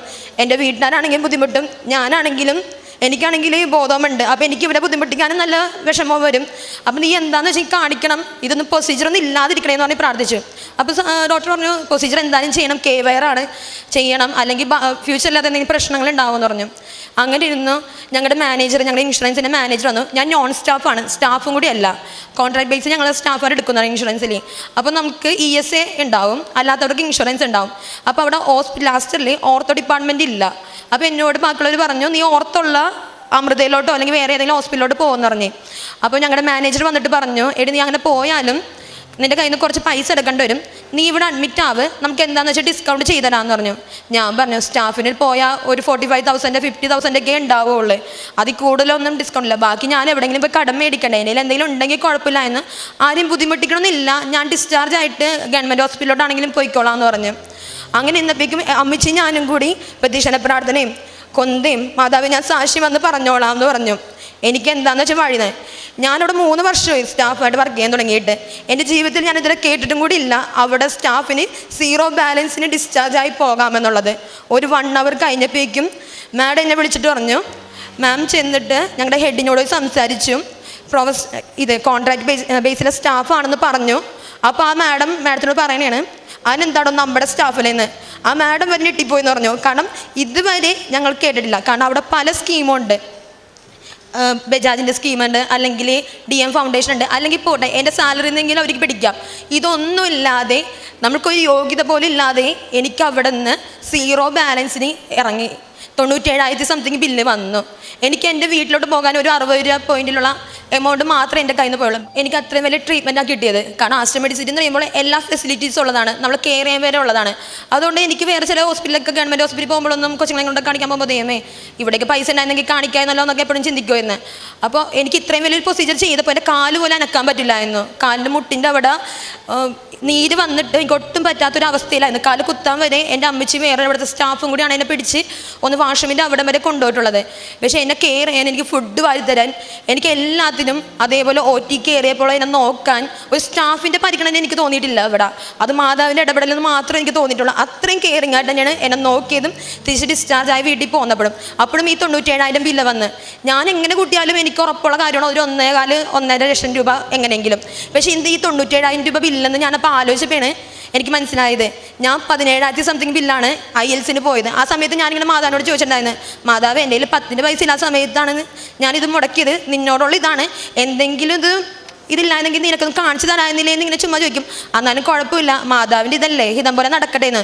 പക്ഷേ എനിക്ക് ആ 17,000 കൂടി കൂട്ടി ഒരു 80,000 കൂട്ടി ഞാനത് വേറൊരു ഹോസ്പിറ്റൽ അല്ലെങ്കിൽ ഉടമ്പടിയിലല്ല എന്നെങ്കിൽ അത്രയും രൂപ ഞാൻ കയ്യിൽ നിന്ന് മുടക്കേണ്ട വന്നാലായിരുന്നു ഈ ഒരു പ്രൊസീജിയറിന്. അതിൽ നിന്ന് മാതാവ് എന്നെ കാത്തു. അതേപോലെ അങ്ങനെ വലിയ സാക്ഷി എനിക്ക് പറയാൻ പറ്റി. ആ ഒരു സാക്ഷി വന്നപ്പോഴാണ് എൻ്റെ ബാക്കി സാക്ഷ്യങ്ങളുടെ കാര്യങ്ങൾ ഞാൻ ഓർത്തത്. 3ാമത് ഞാൻ വെച്ചത് കുടുംബസമാധാനം കടബാധ്യതകളായിരുന്നു. എനിക്ക് പെട്ടെന്ന് ദേഷ്യം കയറുന്ന സ്വഭാവമാണ്. എനിക്ക് പെട്ടെന്ന് എല്ലാവരും മുഖത്തൊക്കെ എന്തെങ്കിലും പറയും. അതിപ്പോൾ ആരാണെങ്കിലും, അപ്പച്ചനാണെങ്കിലും അമ്മയാണെങ്കിലും ആരാണെങ്കിലും ഞാൻ മുഖത്തൊക്കെ എന്താണെങ്കിലും പറയും. തെറ്റാണെന്ന് തന്നെ പറയുന്നുണ്ട്. എനിക്ക് ക്ഷമിക്കാനുള്ള ഒരു ഇതില്ലായിരുന്നു. പക്ഷേ ഞാൻ ഉടമ്പടി എടുത്ത ശേഷം എൻ്റെ മാതാവ് എന്നെ പഠിപ്പിച്ചൊരു കാര്യമാണ്, ഈശോനെ പോലെ എല്ലാം സഹിക്കുന്നതും മാതാവിനെ പോലെ സഹിക്കുന്നതൊക്കെ പോലെ എല്ലാം സഹിക്കണം. അതിനുശേഷം ഞാൻ ഇതുവരെ അധികം ആരോടും ദേഷ്യപ്പെട്ടിട്ടില്ല. എന്തെങ്കിലും പെട്ടെന്ന് ദേഷ്യപ്പെട്ട് പോയിട്ടുണ്ടെങ്കിലും അവരോട് ഞാൻ സോറി പോലും ഞാൻ പറയാത്ത ഞാനായിരുന്നു. സോറി പറയാൻ തുടങ്ങി. അതുകൊണ്ട് ഇപ്പോൾ കുടുംബത്തിൽ നല്ല സമാധാനം സന്തോഷമുണ്ട്. അതേപോലെ ഞങ്ങളുടെ ഏറ്റവും വലിയ കടമെന്ന് പറയാൻ ലോണാണ്. ഒരു 9 ലക്ഷത്തിൻ്റെ ഒരു കടമുണ്ട്. ഞങ്ങൾക്ക് എങ്ങനെ കൂട്ടിയാലും വേറൊരു ഒരു നമുക്കൊരു സേവിങ്സ് ആയിട്ട് ഒന്നുമില്ല. ഇത് തുടങ്ങാമെന്ന് വിചാരിച്ചു. അപ്പോഴും ഞങ്ങൾ വിചാരിച്ചത് ഒരു 10,000 രൂപയുടെയൊക്കെ തുടങ്ങാം, വേറെ വഴിയൊന്നുമില്ല, അതങ്ങനെ എങ്ങനെയെങ്കിലും ഒപ്പിച്ചൊക്കെ ചെയ്യാൻ പറ്റുള്ളൂ എന്നാണ് വിചാരിച്ചത്. പക്ഷേ അങ്ങനെയൊന്ന് ഞങ്ങളുടെ അടുത്തുള്ള ബ്രാഞ്ചിലൊക്കെ നോക്കി. അപ്പോൾ അവർ പറഞ്ഞ് തുടങ്ങുന്നുണ്ട്, നെക്സ്റ്റ് മന്താണെന്നൊക്കെ പറഞ്ഞു. ഓക്കെ, ഡീറ്റെയിൽസൊക്കെ ഫില്ല് ചെയ്ത് കൊടുത്തു. അങ്ങനെ സമയത്ത് ഹസ്ബൻഡ് ഇങ്ങനെ ഫേസ്ബുക്കിൽ നോക്കിയിട്ടുണ്ടായിരുന്നു, ചിട്ടിയുടെ വേറെ എന്തെങ്കിലും ഉണ്ടോ എന്നൊക്കെ നോക്കിയിട്ടുണ്ടായിരുന്നു. കുറേ ദിവസം കഴിഞ്ഞപ്പോൾ എൻ്റെ ഫോണിലോട്ട് ഒരു ടീം വിളിച്ചേക്കണേണ്, ഇങ്ങനെ 10 ലക്ഷത്തിൻ്റെയാണ്, ചിട്ടി തുടങ്ങുന്നുണ്ട്, നിങ്ങൾക്ക് താല്പര്യം ഉണ്ടോ എന്ന് ചോദിച്ചു. അപ്പോൾ ഞാൻ എത്ര എമൗണ്ട് എന്നൊക്കെ ചോദിച്ചപ്പോൾ പറഞ്ഞ് 15,000 രൂപയാണെന്ന് പറഞ്ഞു. അപ്പോൾ ഞാൻ പറഞ്ഞു നടക്കില്ല, കാരണം 15 രൂപ 10 രൂപ ഒപ്പിക്കാൻ പറ്റില്ല, പിന്നെ 15 രൂപ ഇങ്ങനെ ഒപ്പിക്കുക എന്നുള്ളതായിരുന്നു ചിന്തയിൽ. അപ്പോൾ അവർ പറഞ്ഞു ഇങ്ങനെ ഡീറ്റെയിൽ ഒക്കെ ഇതാണെന്ന് പറഞ്ഞ് വാട്സപ്പിൽ അയച്ചിരുന്നു. അപ്പോൾ പടമുകൾ എന്ന് പറഞ്ഞ സ്ഥലമാണ്. അപ്പോൾ ഞാൻ ഹസ്ബൻഡ് പുറത്ത് ഗൾഫിലാണ്. അപ്പോൾ ആൾ വിളിച്ചപ്പോഴേക്കും ഞാൻ പറഞ്ഞു ഇങ്ങനെ വിളിച്ചിട്ടുണ്ടായിരുന്നു, 10 ലക്ഷത്തിൻ്റെയാണ്, നമുക്ക് കിട്ടിയാലത് ഇതാണ്, ഒറ്റയ്ക്ക് ലോൺ ക്ലോസ് ചെയ്യാം, അല്ലെങ്കിൽ പിന്നെ എവിടെയെങ്കിലും ഒപ്പിക്കണം, എപ്പോഴും കിട്ടുമ്പോൾ ഉപകാരമില്ലെന്ന് പറഞ്ഞു. അപ്പോൾ ആൾ പറഞ്ഞു നോക്കാനില്ലെന്ന് ചോദിച്ചു. അപ്പോൾ ഞാൻ പറഞ്ഞു വേണ്ട, റിസ്ക് ആണ് അതൊക്കെ എന്ന് പറഞ്ഞു. അപ്പോൾ എവിടെ സ്ഥലമെന്ന് ചോദിച്ചു. ഞാൻ ഒരു പടമുകൾ, എനിക്ക് സത്യം പറഞ്ഞാൽ എറണാകുളത്താണെങ്കിലും അധികം സ്ഥലങ്ങളുടെ പേരോ ഒന്നും അറിയാനധികം പാടില്ല. അപ്പോൾ ഹസ്ബൻഡ് എന്നോട് പറയണേടി, ഇത് നിനക്ക് മാതാവ് കൊണ്ടു തന്നതാണ്, നീ IELTS എക്സാം എഴുതാൻ പോയാൽ അതേ സ്ഥലത്ത് എന്ന് വെച്ചാൽ ഞാൻ ആ മാലാകനെ കണ്ട തൊട്ടപ്പുറത്തുള്ള സ്ഥലമാണ്, ബസ് സ്റ്റോപ്പാണ് ഈ പടമുകൾ എന്ന് പറഞ്ഞ സ്ഥലം. അവിടുത്തെ അപ്പോൾ മാതാവ് നിനക്ക് കൊണ്ടുവന്ന് തന്നതായിരിക്കും, നമുക്ക് കുഴപ്പമില്ലടി, നമുക്ക് നോക്കാം, അഡ്ജസ്റ്റ് ചെയ്യാമെന്ന്. ഞങ്ങൾക്കൊരു മാസം ഒപ്പിക്കാൻ പറ്റുന്ന പാട് ഞങ്ങൾക്ക് മാത്രമേ അറിയുള്ളൂ, ഞങ്ങളുടെ കടങ്ങളെല്ലാം. അതിനിടയ്ക്ക് ഞങ്ങളിപ്പോൾ 2ാമത്തെ ചിട്ടി ഞങ്ങൾ പേയ്മെൻറ്റ് അടച്ചു. എനിക്ക് ഇതുവരെ ഹസ്ബൻഡായിരുന്നു ഫിനാൻഷ്യൽ കാര്യങ്ങളെല്ലാം നോക്കുന്നത്. ആൾ പോയപ്പോഴേക്കും ഞാനാണ് എല്ലാ കാര്യങ്ങളും പിന്നെ നോക്കണേ. എനിക്ക് എല്ലാ ദിവസവും 1-ാം തൊട്ട് 10-ാം തീയതി വരെ ടെൻഷനാണ്, എന്ത് ചെയ്യും ഇതെല്ലാം കൂടെ ഒപ്പിക്കാൻ പറ്റുമോ എന്നുള്ളത്. പക്ഷേ എനിക്ക് കിട്ടുന്ന ആ ചെറിയൊരു എമൗണ്ടിൽ നിന്നും ആളുടെ എമൗണ്ടിൽ നിന്നും കൂടി ഞങ്ങൾക്ക് ലോണും കാര്യങ്ങളും എല്ലാം ഒരു 10-60,000 രൂപയുടെ ഇതൊക്കെ ഉണ്ട്, ലോണും കാര്യങ്ങളെല്ലാം കൂടി ഉണ്ട്. അതെല്ലാം എനിക്ക് സ്മൂത്താവും. എനിക്ക് ഒരാളുടെ കയ്യിലോട്ട് ഒരു കൈ നീട്ടേണ്ട ആവശ്യം ഇതുവരെ വന്നിട്ടില്ല. എൻ്റെ മാതാവ് അത്ര എന്നെ ഞങ്ങളുടെ ആ കടബാധ്യതകൾ ഞങ്ങൾക്ക് ഒരാളുടെ മുമ്പിൽ കൈ നീട്ടാതെ ഞങ്ങളെ കാത്തു. അതേപോലെ ഇനിയും എൻ്റെ പ്രാർത്ഥന കടം തീരാൻ വേണ്ടി തന്നെ മാതാവ് എന്നെ അതേപോലെ തന്നെ കടങ്ങൾക്ക് മാറ്റി തരുമെന്ന് തന്നെയാണ്. പിന്നെ 4ാമത് ഞാൻ വെച്ച നിയോഗം എന്ന് വെച്ചാൽ എൻ്റെ മക്കളുടെ ഒപ്പം എൻ്റെ ഭർത്താവിൻ്റെ ഒപ്പം ജീവിതാവസാനം വരെ അവരുടെ ദുഃഖത്തിലും സന്തോഷത്തിലും ഉണ്ടാവുന്നത്. കാരണം എൻ്റെ ഏറ്റവും വലിയ ആഗ്രഹം തന്നെയാണ്, എൻ്റെ ഭർത്താവിൻ്റെ ഒപ്പം മക്കളുടെ ഒപ്പം നിൽക്കണം തന്നെയാണ് എൻ്റെ ഏറ്റവും വലിയ ആഗ്രഹം. അപ്പം ഞാൻ ആ സമയത്ത് വെച്ചതാണ്. പക്ഷേ എനിക്ക് ആ ആക്സിഡൻറ്റ് സംഭവിച്ചപ്പോൾ എനിക്ക് മനസ്സിലായത്, കാരണം ആ ആക്സിഡൻറ്റിൽ എനിക്ക് സംഭവിക്കാൻ വലിയൊരു ഇഞ്ചുറി സംഭവിക്കേണ്ടതാണ്. കാരണം ഞാൻ അത്യാവശ്യം നല്ല സ്പീഡായിരുന്നു, ഞാൻ തെറിച്ച് വീണപ്പോൾ എൻ്റെ ഹെൽമെറ്റ് ഉണ്ടായിരുന്നില്ല, എൻ്റെ തല പോയി ഇടിച്ച് എന്തെങ്കിലും ഇഞ്ചുറി. കാരണം പിന്നെ ആ ഒരു ജംഗ്ഷൻ എന്ന് വെച്ചാൽ നല്ല ആക്സിഡൻറ്റ് ഉണ്ടാകുന്ന ജംഗ്ഷനാണ്. അവിടെ തല ഇഞ്ചുറി ആയിട്ട് എന്നെ 3 മാസം വരെ ബെഡായിട്ട് കിടന്നവരൊക്കെ ഉണ്ട്, വീൽചെയറിൽ ഇപ്പോഴും നിൽക്കുന്നവരുണ്ട്. എല്ലാവരും പറഞ്ഞത് സോണി നിന്നെ ദൈവവും മാതാവും കാത്തു തന്നെയാണ്. എനിക്കും തോന്നി, കാരണം എനിക്ക് ആ സമയത്ത് എന്തൊക്കെ പറ്റായിരുന്നു. എൻ്റെ ഒരു ചെറുവിരൽ മാത്രം ഒടിഞ്ഞു പോയെന്ന് മാത്രമേ ഉള്ളൂ. അതും മാതാവ് എന്നെ ഒരു ദുഃഖം അറിയിക്കാതെ എന്നെ മാതാവ് എന്നെ കാത്തു. പിന്നെ 5ാമത്തെന്ന് വെച്ചാൽ ഞാൻ എല്ലാവർക്കും വേണ്ടി പ്രാർത്ഥിക്കാൻ വേണ്ടിയായിരുന്നു. കാരണം ഞാൻ ഹോസ്പിറ്റലിലാണ്, കുറേ പേഷ്യൻസിനെ കാണാറുള്ളതാണ്. എല്ലാവരും ഫിനാൻഷ്യലി ആയിട്ടാണെങ്കിലും ചിലപ്പോൾ ഫിനാൻഷ്യൽ ഉണ്ടെങ്കിലും ഫാമിലിയുടെ ഈ ഇതൊക്കെ ആയിട്ടുള്ള അസുഖങ്ങളായിട്ട് വന്നതും ഒരു മെഡിസിനും ഉപയോഗിച്ചിട്ട് ഇതാവാത്തതും അങ്ങനെ പലരെയും കാണാറുള്ളതാണ്. അപ്പോൾ അവർക്ക് വേണ്ടി പ്രാർത്ഥിക്കാൻ വേണ്ടി. 6ാമത്തെ എന്നോട് ബ്ലാങ്കായിട്ട് ഇടാനാണ് പറഞ്ഞത്. അപ്പം ഞാൻ വിചാരിച്ചു ശരിയാണ്, മാതാവിന് ഇഷ്ടം പോലെ നടക്കട്ടെ, കാരണം ഞാൻ IELTS എഴുതി പോകാനുള്ളതായിരുന്നു എൻ്റെ ഏറ്റവും വലിയ ഇത്. പക്ഷേ എനിക്ക് അതില്ലാതെ തന്നെ മാതാവ് എൻ്റെ ജീവിതത്തിൽ പല കാര്യങ്ങളും എനിക്ക് നേടിത്തന്നു. അതേപോലെ ഹസ്ബൻഡിന് ഇവിടുന്ന് ഒരു ഗൾഫ് എക്സ്പീരിയൻസ് ഇല്ലാതെ ആൾ പോയത്, ഇവിടുന്ന് അവിടെ ചെന്നപ്പോഴേക്കും ആൾക്ക് പറഞ്ഞതിനേക്കാളും ഒരു 500 ദിർഹംസ് കൂടുതലാണ് തന്നത്. ഇവിടെ കഷ്ടപ്പാടാണെങ്കിൽ അവിടെ നല്ല സുഖം എന്ന് വെച്ചാൽ വലിയെന്ന് വെച്ചാൽ നമ്മളെ വീട്ടുകാരെ കാണാൻ പറ്റില്ല എന്നൊത്തുള്ള സങ്കടമുള്ളൂ. അല്ലാതെ ജോലിയുടേതായ ഒരു ബുദ്ധിമുട്ടും ആൾക്ക് ഇതുവരെ പറഞ്ഞിട്ടില്ല. അത്രയ്ക്കാണ് ഞാൻ ഉടമ്പടി എടുത്ത് പോയതിൻ്റെ 2-ാമത്തെ 3-ാം ദിവസം വന്ന് ഞാനിവിടെ ഉടമ്പടി എടുത്തത്. അപ്പോൾ എനിക്കറിയാം മാതാവ് അത്രയും അതിനെ കാത്തതാണെന്ന് അറിയാം. അതേപോലെ എല്ലാവർക്കും വേണ്ടി പ്രാർത്ഥിക്കാനും ഉടമ്പടി തൈലം എടുത്ത് എല്ലാവർക്കും വേണ്ടി എന്തെങ്കിലും രോഗികളെ കാണുമ്പോഴോ അവർക്ക്, അതേപോലെ ഹോസ്പിറ്റലാണെങ്കിലും ഈ NIC ഉണ്ട് കുഞ്ഞുങ്ങൾ കിടക്കുന്നത്, അവിടെ ദിവസം പോകാൻ ഭാഗ്യം കിട്ടിയപ്പോഴേക്കും എൻ്റെ കയ്യിൽ എപ്പോഴും എണ്ണ ഉണ്ടാവുമല്ലോ, എണ്ണ എടുത്ത് ഞാൻ അവർക്ക് കൊടുത്തിട്ടുണ്ടാവും. അപ്പോൾ അവരെന്തെങ്കിലും ചെയ്യും, അല്ലെങ്കിൽ കൊന്ത കൊടുക്കും, അങ്ങനെയുള്ള എല്ലാ കാര്യങ്ങളും ഞാൻ ചെയ്യാറുണ്ടായിരുന്നു. പിന്നെ കാരുണ്യ പ്രവൃത്തികൾ എന്ന് പറയാൻ എൻ്റെ അടുത്ത വീട്ടിൽ തന്നെ ഒരു വൃദ്ധസദനമുണ്ട്, അവിടെ ഞാൻ പോകും. എൻ്റെ മക്കൾ എൻ്റെ ഡ്യൂട്ടിയൊക്കെ എന്ന് വെച്ചാൽ എനിക്ക് ഒരു ദിവസം പോലും ലീവ് ഉണ്ടാവില്ല. എന്നിട്ട് ഞാൻ ഞായറാഴ്ച പോയി അവിടെ പോയി അമ്മമാരെ കുളിപ്പിക്കാനോ അമ്മമാരുടെ വർത്തമാനം പറയാനൊക്കെ ഇരിക്കും. പിന്നെ ചില ദിവസങ്ങളിൽ എൻ്റെ കൊച്ചുങ്ങളെയും കൊണ്ട് പോകും, അങ്ങനെ ചെയ്യും. പിന്നെ ഞാനും എൻ്റെ ഫ്രണ്ടും കൂടി ഫുഡൊക്കെ കൊടുക്കാൻ പോകും. ഇടയ്ക്കൊക്കെ ഞാൻ ആഴ്ചയിൽ എവിടെയെങ്കിലും പോകുമ്പോൾ ആരെങ്കിലും ചിലപ്പോൾ ഒരു ചായയും കടിയും മേടിച്ചു കൊടുക്കാൻ പറ്റുന്നുണ്ടെങ്കിൽ അവർക്ക് മേടിച്ചു കൊടുക്കും. എന്തെങ്കിലുമായിട്ട് എന്നെ കൊണ്ട് സഹായിക്കുന്നത്. ചിലപ്പോൾ എൻ്റെ 100 ഉണ്ടെങ്കിൽ 70 സാധനം മേടിച്ച് ഞാൻ കൊടുത്തിട്ടേ ഞാൻ പോരുള്ളൂ. നേരത്തേക്ക് ഇതിരി പിശുക്കതരം കാണിക്കാൻ സ്വഭാവമായിരുന്നു. പക്ഷേ ഇപ്പോൾ മറ്റുള്ളവരുടെ ബുദ്ധിമുട്ടും സങ്കടങ്ങളൊക്കെ മനസ്സിലാക്കി അങ്ങനെ ചെയ്യാനുള്ള ഭാഗ്യം തന്നു. അതേപോലെ ദൈവത്തിന് മനസ്സിലാക്കി എൻ്റെ ഭർത്താവല്ല എനിക്ക് ഏറ്റവും വലുത്, എൻ്റെ ഈശോയാണ് എനിക്ക് വലുതെന്നുള്ളതും ദൈവം കാണിച്ചു. ദൈവം തന്ന ദാനമാണ് മക്കളും ഭർത്താവും എന്നുള്ളത് മനസ്സിലാക്കി തന്നു. ദൈവം ഇല്ലെങ്കിൽ അവൻ ആരും ഉണ്ടാവില്ലെന്നും നമ്മുടെ ജീവനില്ല ഉണ്ടാവില്ലെന്നുള്ളത് മനസ്സിലായി. പിന്നെ ഇവിടുത്തെ പത്രങ്ങളൊക്കെ മേടിക്കും, പത്രം എല്ലാവർക്കും കൊണ്ടുപോയി കൊടുക്കും. എല്ലാവരും പറയും മാതാവിനെ മുറുകെ പിടിച്ചോ, എന്ത് വന്നാലും മാതാവ് വിടില്ല. നമ്മുടെ സങ്കടങ്ങൾ എത്രയാണെങ്കിലും മാതാവ് കൂടെ ഉണ്ടാവും. നമ്മൾ കുറച്ച് നാൾ സങ്കടപ്പെട്ടാലും അതിനേക്കാളും വലിയൊരു കാര്യമായിരിക്കും മാതാവിൻ്റെ പ്ലാനിൽ ഉണ്ടാവുന്നത്. അത് നമ്മൾ വിചാരിക്കുന്നതിൻ്റെ അപ്പുറം തന്നെ ആയിരിക്കും എന്ന് പറഞ്ഞ് എല്ലാവർക്കും പത്രം കൊടുക്കും. ഞാനും പറയും ഞാനൊരു സാക്ഷി ആവോട്ടാന്ന്. കാരണം ദിവസം ഞാൻ IELTS ഇവിടെ എഴുതാൻ വന്നപ്പോഴേക്കും എഴുതാനുള്ള അച്ഛനെ ബ്ലെസ്സിങ് വാങ്ങാൻ വന്നപ്പോൾ എല്ലായിടത്തും പറഞ്ഞു പാസ്സാവും. അപ്പോൾ എൻ്റെ അടുത്ത് മാത്രമൊന്നും പറഞ്ഞില്ല. ഞാനപ്പോൾ ഇവിടെ നിന്ന് സങ്കടപ്പെട്ടിട്ട് ഞാൻ പറഞ്ഞു ഞാൻ ഇതിനേക്കാളും വലിയൊരു സാക്ഷ്യം പറഞ്ഞിട്ട് പറയാൻ വരോട്ടാന്ന് പറഞ്ഞു. ശരിക്കും ഞാനിവിടെ വന്ന് നിൽക്കുന്നത് മാതാവിൻ്റെ അനുഗ്രഹം കൊണ്ട് മാത്രമാണ്, ഈശോൻ്റെ അനുഗ്രഹം കൊണ്ട് മാത്രമാണ് ഞാനിവിടെ വന്ന് നിൽക്കുന്നത്. എനിക്കിങ്ങനെ ഒരു ആരോഗ്യം ആയുസ്സും മാതാവ് തന്നതുകൊണ്ടാണ് മാത്രം.